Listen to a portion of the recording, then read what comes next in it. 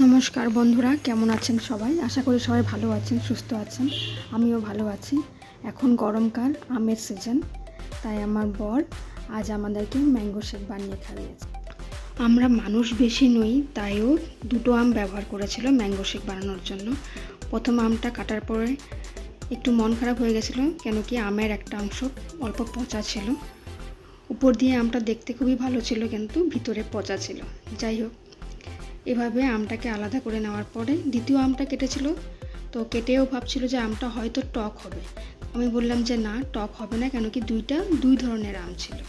Mango শেকের আমগুলো মিষ্টি না হলে ম্যাঙ্গো শেক খেতে ভালো লাগবে না, তাই আমগুলো মিষ্টি হওয়া খুবই প্রয়োজন।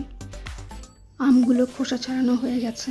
এখন আমি ফ্রিজে জল রেখেছিলাম ঠান্ডা হওয়ার জন্য, তো কিছু ঠান্ডা জল দিয়ে দিয়েছি। তারপর লাগছে দুধ, তারপর কিছুটা চিনি, যে যেরকম মিষ্টি খেতে পছন্দ করেন। এখন ভালো করে মিক্সিতে কিছুক্ষণ ঘুরিয়ে নেওয়ার পর দেখুন রঙটা কি সুন্দর হয়েছে ম্যাঙ্গো শেকের। এভাবে গ্লাসে ঢেলে নিচ্ছি, ম্যাঙ্গো শেক রেডি।